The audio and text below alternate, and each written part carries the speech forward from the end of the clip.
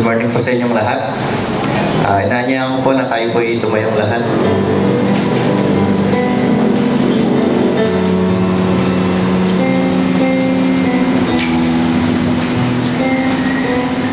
Amen.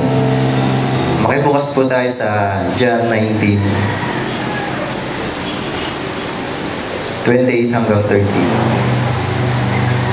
John 19, 28 to 30. Pagbasahin ko po sa Tagalog. Ang pagkamatay ni Jesus. Pagkatapos nito, alam ni Jesus na naganap na ang lahat ng bagay. At bilang katuparan ng kasulatan, ay sinabi niya, "Nauuhaw ako." May isang mangkok doon na puno ng maasim na alak. Itinubog nila rito ang isang espongha. Ikinabit sa sanga ng isopo at idiniit sa kanyang bibig. Nang masipsip ni Jesus ang alak ay kanyang sinabi, "Naganap na." Iniyukayok niya ang kanyang ulo at nalagot ang kanyang hininga. Tayo po'y manalangin. Lord, sa araw pong ito, Diyos, tunay nga na dakila ka, Panginoon.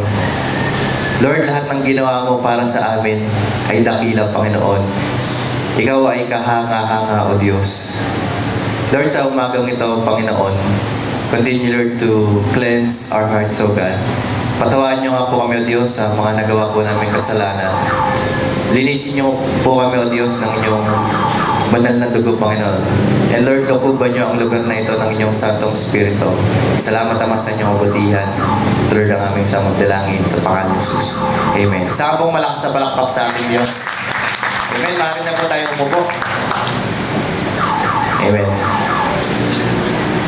And again, it's a privilege po to speak with you. And ang pag-usapan po natin ngayon ay pinamagatan po natin na I am thirsty. Ayan. Yung mga nauuhaw. So before we proceed, meron pong isang, siguro yung iba ay alam na yung kwento, meron pong isang professor, sabi niya doon sa mga klase, sa class niya, sabi niya, "Okay class, sa klase ko pwede kayong matulog." Oh, pwede.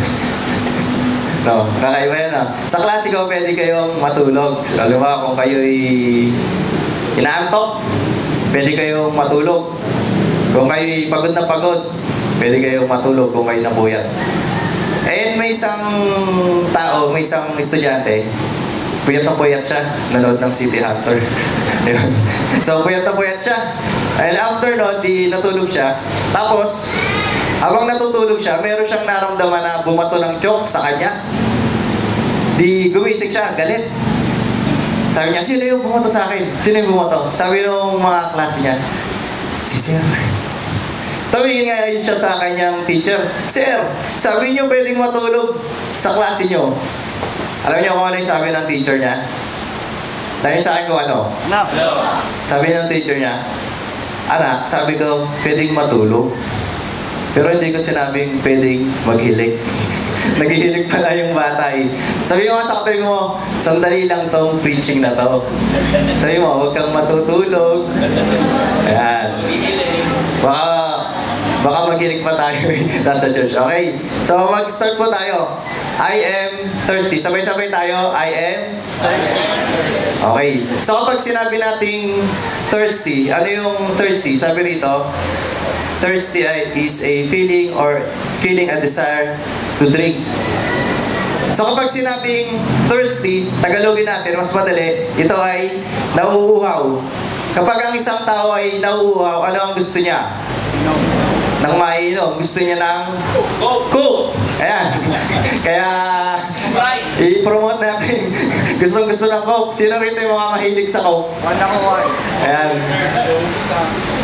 Di ba sabi, ang kailangan ng body natin ay 8 to 10 glasses of water. Ngayon po, iba na. Gusto na 8 to 10 glasses of Coke na. Yung iba ay gusto ng iced tea. Iba ay gusto ng Sprite, Royal. So kapag sinabi nating thirsty, you are longing for something para ma-feel yung deep inside mo na gusto mo ng tubig, gusto mo ng soft drinks, or whatever na pwedeng inumin. So kung titingnan po natin sa sa ating topic na I am thirsty, si Jesus po ay pinako na nun. So, next slide, please. The crucifixion of Jesus was almost over. Jesus hung on the cross for 6 hours. So, 6 na oras siya na nakabitin dun sa cross. Anong oras siya pinako? 3. Basa. Sama, Tagalog na yan, ha? Marcos 15:25. Ika-siyam ng umaga nang ipako nila si Jesus sa krus. So, 9. So, sa NIV ay sinabi is on the 3rd hour. So, marahil, tapos after nun ay on the 9th, 3, on the 6th hour hanggang 12th hour ay nagkaroon ng kadiliman. So marahil 3, 6, 9, 12. Ganun lang yung siguro yung gustong itukoy ng NIV version. So sabi doon ay alas 9 ng umaga ipinako si Jesus. And after ng 12 ay nagdilim yung buong paligid hanggang alas 3. So biruin nyo yun, yung araw na wala ng liwanag simula 12 hanggang 3 p.m. So the crucifixion was almost over. Sabi doon sa verse 28, pagkatapos nito, alam ni Jesus na naganap na ang lahat ng bagay at bilang katuparan ng kasulatan ay sinabi niya na uuhaw ako. So ano po yung makikita natin dito? Si Jesus, alam niya yung mangyayari.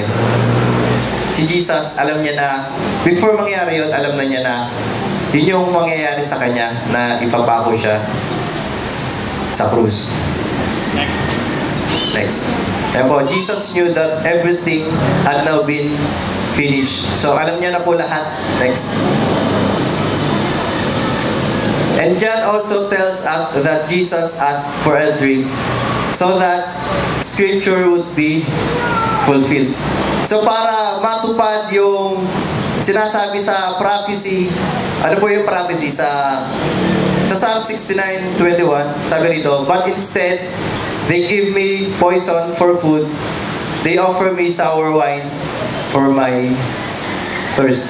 So, ang kagandahan po rito, sabi po sa NIV version naman, they offer me vinegar for my thirst. So, yan, sour wine. And sa NIV, ay, ang ginamit po ay vinegar wine. Wine vinegar. Or wine vinegar. Ayan. So, balik po muna. So, kung makikita po natin, para ma-fulfill yung prophecy para kay Jesus, kaya sinabi niya na nauuhaw ako. So, ang kagandahan dito sa book na to na si John, alam niyo po kung bakit? Siya mismo nandun. Siya mismo nandun sa harap ni Jesus nung nakapako.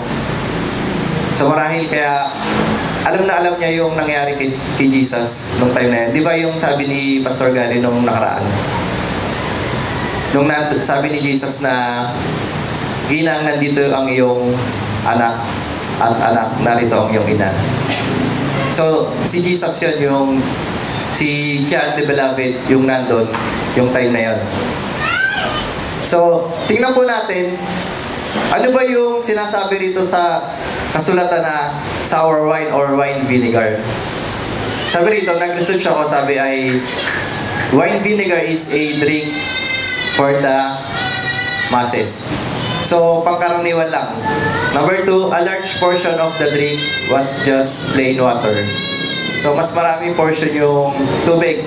At sabi, it was very, very cheap. So, sobrang mura. Sobrang mura. Ano bang pinakamurang soft drinks ngayon? RC. Coke, mahal eh. Pag Coke, medyo class na bro. Class. Pag Coke, class on dating. Pero pag yung sinabi nating medyo mura, Pop. ay medyo gano'n, pop, RC. Ayun. So, yun. So, kung titingnan natin, murang-mura yung pinainom kay Jesus. Hindi man lang binigyan ng soft drinks na Coke para, ito, gumawa naman ng miracle to. gumawa naman ng kababalaghan. Painumin naman natin yung medyo class para bago man lang mamatay ay makainom ng Pocari. Ayan, sa amin Pocari kasi. Ayan, Pocari sweet. Masarap siya. Ayan. So, hindi man lang medyo masarap yung binigay. Di ba dito kapag mamamatay na, di ba pag binibitay na, hinahandaan ng maraming pagkain, halos lahat ng pinakamasarap. Sabi ng isang, mayroon nang bibitayin, hindi kalbo na eh. Kasi isisila electric na. Sabi ng isang nandoon, okay, bago ka mamatay, ano ang gusto mong kainin? Alam niyo kung anong sinagot niya? Sabi niya, gusto ko ng pansit. Bakit naman? Pampahaba ng buhay. Gusto naman ng pansit. Isisili electric na. So balik tayo. Sabi ron, Jesus had been treated like nothing more than a common criminal. So, di ba pagdating dito kapag kinulong ka, lalo kapag mayaman, doon ka kapag yung selda mo naka-aircon, yung selda mo meron pang TV, walang TV ba? Meron pwedeng manood ng VHS. May VHS pa ba? So yun, pwede pang manood ng DVD. Merong special treatment. Pero yung time ni Jesus had been treated like nothing more than a common criminal.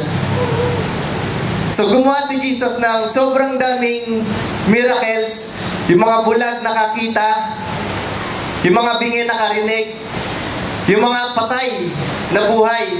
Pero yung time na yan, nung pinako siya sa krus, there's no special treatment. Ang binigay sa kanya, wine vinegar. Inumin ng mga sobrang mahirap. Siguro mahirap talaga yung binigay. Parang wala lang.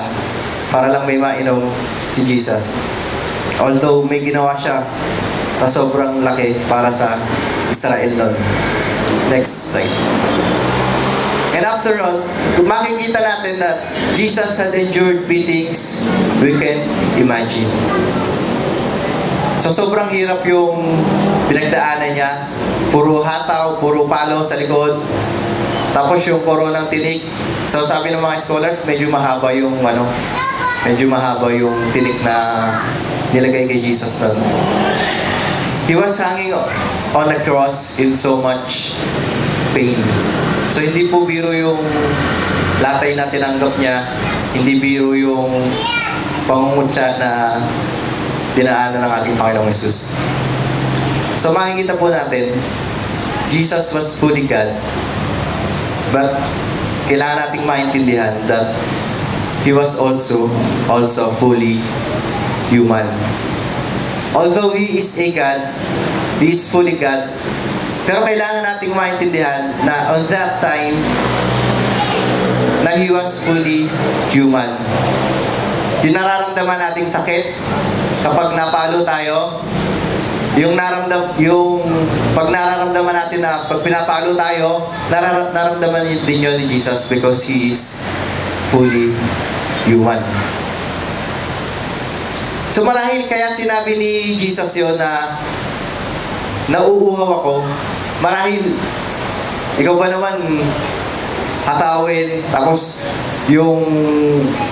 siguro marahil yung init doon ay iba kaysa rito sa Philippines. Siguro mas mainit doon sa kanila, sa Israel, kasi medyo desert. So iba yung temperature nila, marahil mas mainit doon ng konti sa Pilipinas. So marahil kaya sinabi ni Jesus yun ay, Lord, sabi niya, nauuhaw ako. Gusto niyo talaga ng mainom on that time. Gusto niya talaga ng mainom dahil after nung mga natamo niya, ay kailangan niya talaga ng tubig. So, any human being is going to be desperate for a drink after enduring those things. And nakikita ko rin po is he also, marahil sinabi niya na nauuhaw ako, marahil sinabi niya yun dahil he also longs for love. Alam niyo po kung bakit?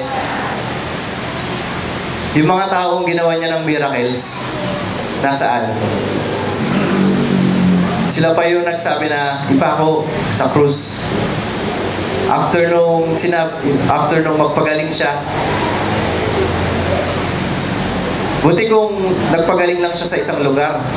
Doon sa ibang lugar, hindi siya kilala. Pero si Jesus nung time na yon, kilalang kilala siya. Halos buong Israel, kilalang kilala si Jesus. May time nga na kapag nalaman nila na nandun si Jesus, yung mga tao nagpupuntahan. Kasi gusto nilang makakita, gusto nilang magkaroon ng kagalingan. Pero yung time na yon, sabi ni Jesus, nauuhaw ako. Marahil, He is longing for love on that time. Gusto niya na merong tumingin sa kanya na may pagmamahal. Pero on that time, wala. Yung mga disciples na lagi niyang kasama, nasaan? Nag-aalisan. Marahil siguro, medyo malapit sila doon, pero wala doon. Malapit sa kanya. Ang nandun lang si John, tapos si Mary. So marahil, sinasabi niya talaga na He longs for love. Siya ay nauuhaw. And marahil, sabi dito sa Psalm 69:20, ito po yung prophecy din after nung wine vinegar. Before nun, sabi rito sa Psalm 69:20, scorn has broken my heart and has left me helpless. I looked for sympathy, but there was none. For comforters, but I found none. Ulitin ko po. I looked for sympathy, but there was none. For comforters, but I found none. Marahil si Jesus doon, gusto talaga na may mag-comfort sa kanya. Pero on that time, wala. Wala siyang makita. Next po. Kailangan po nating maintindihan kung ano ba talaga yung nangyari kay Jesus. Kung ano ba talaga yung ginawa sa kanya. Yung nag-research po and ginawa po kay Jesus noon ay crucifixion.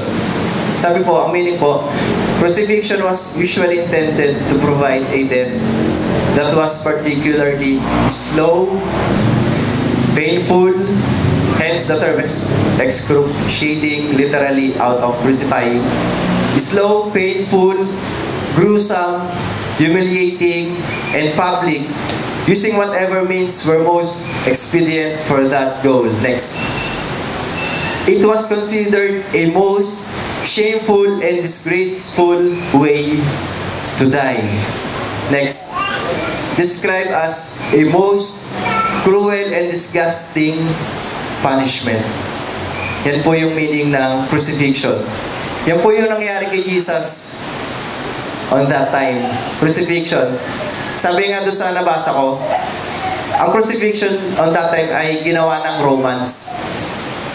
Sabi nila, hanggat maaari, yung crucifixion ay hindi mapataw sa mismo ring Romano.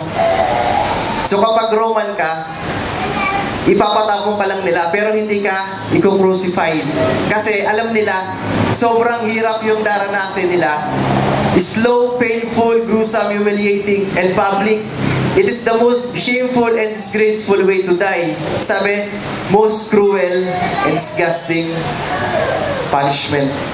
Minsan naisip ko, Lord,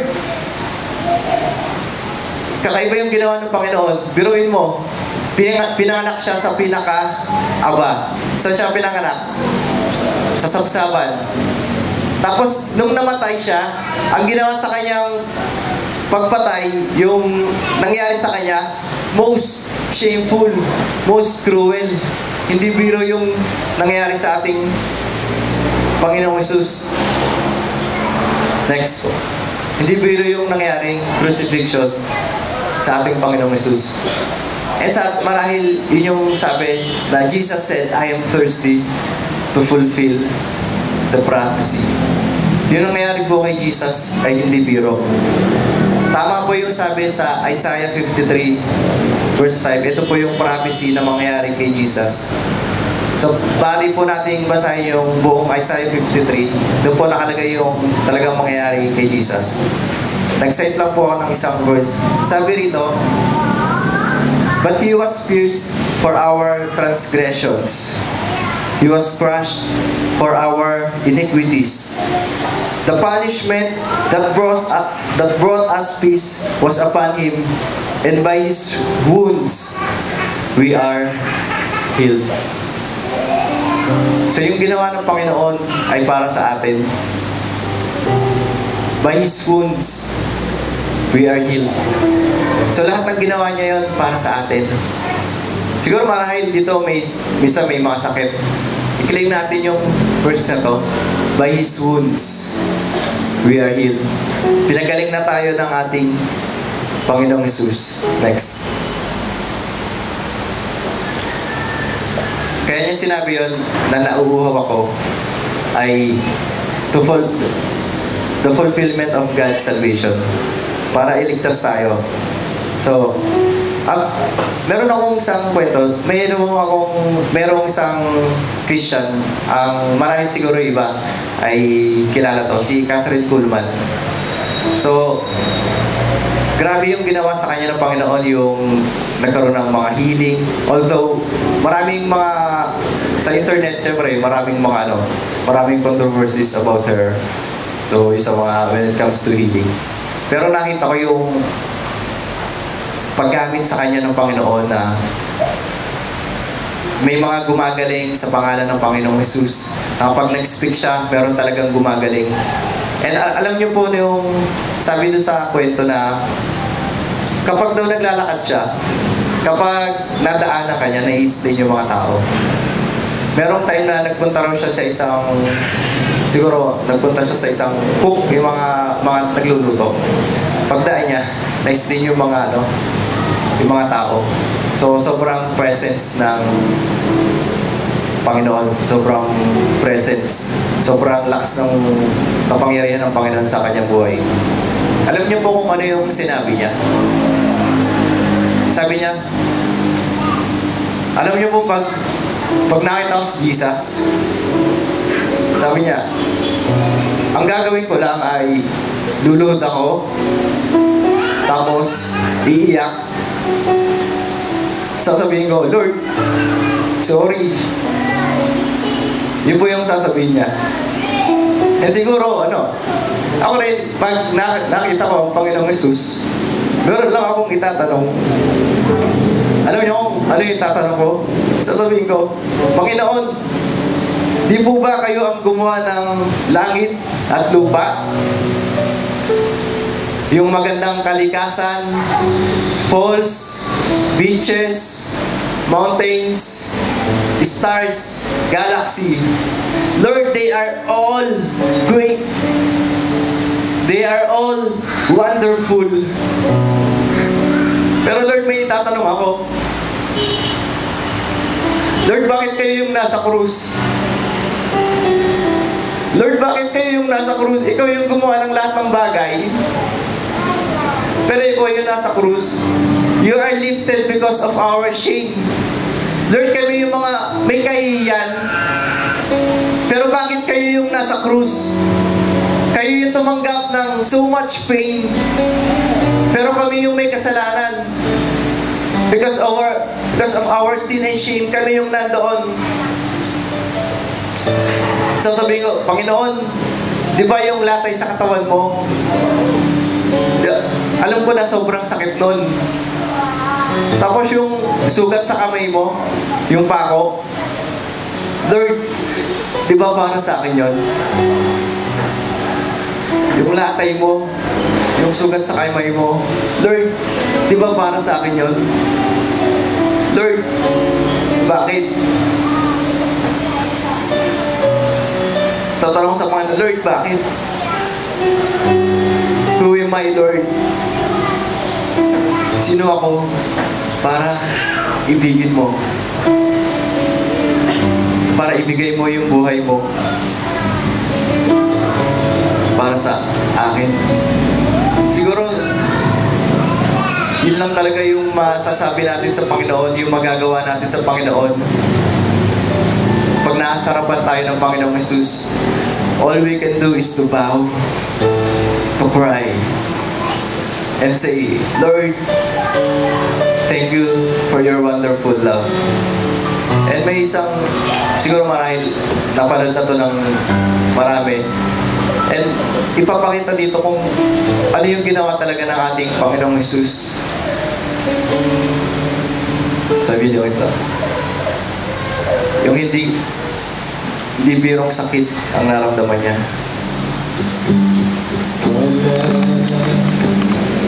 The Father has lavished on us that we should be called His sons and daughters, precious in His sight. Greater love this world can never see.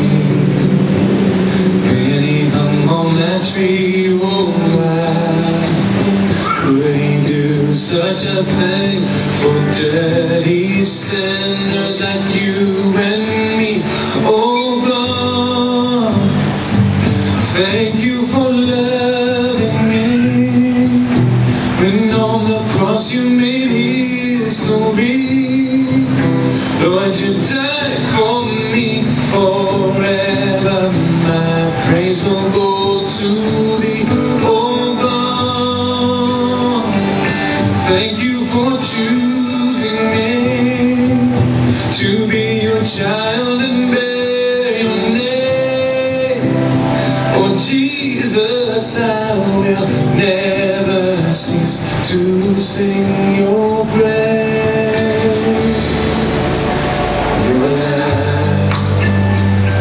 It's patient and humble and kind. It's greater than all my sin. It always protects and trusts and hopes and have known it's your love.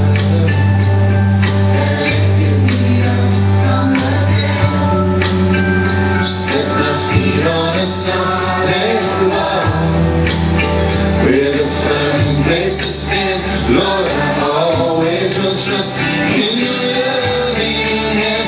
Oh God, my God, thank you for loving me. When on the cross you made history.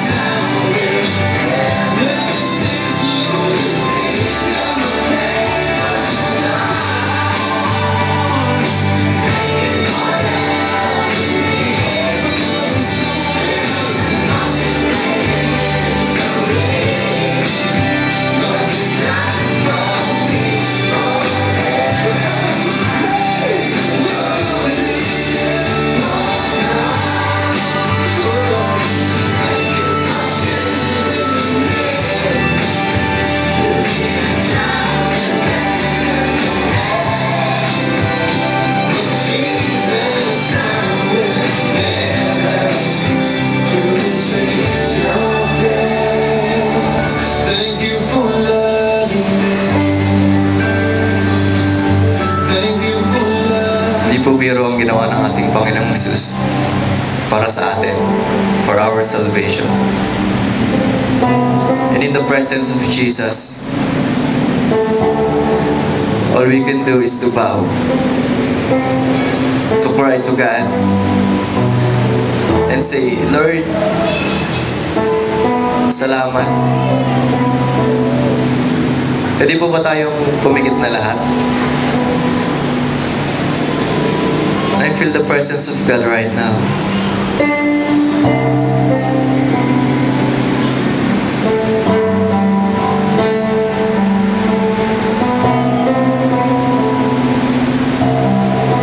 We can cry to Him.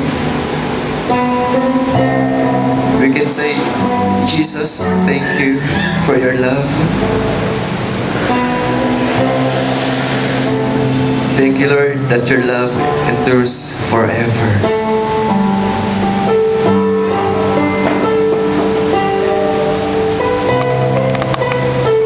Bibigyan ko po kayo ng time para usapin ang ating Panginoong Jesus. Jesus.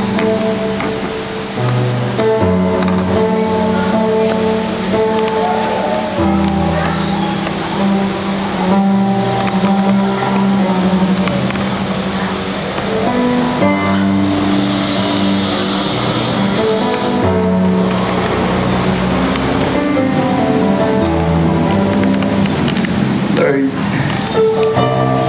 tunay nga Panginoon na Ikaw ang gumawa ng lahat ng bagay. Lord, dakila ang iyong mga gawa. Ikaw ang gumawa ng langit at lupa, O Diyos. Panginoon, kulit kayo yung napako sa krus. Lord, yung mga latay mo, yung mga sugat mo, Lord, para sa amin yun.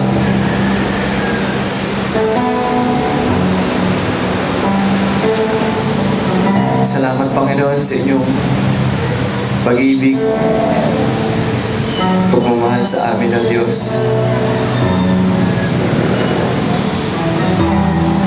Lord, who am I, O God?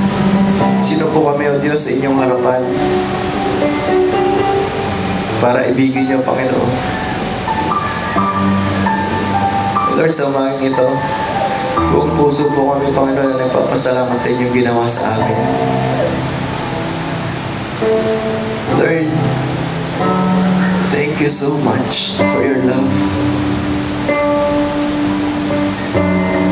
Thank you so much, God. Thank you so much, Jesus. Lord, continue, Lord, to bless, Panginoon, ang bawat isa na nandito, Panginoon. And Lord, yung puso po namin, Panginoon, na mas lalo pa po namin makita yung kadakilaan mo. Mas lalo pa namin, O Diyos, makita ang iyong pagmamahal sa amin, Panginoon. Salamat.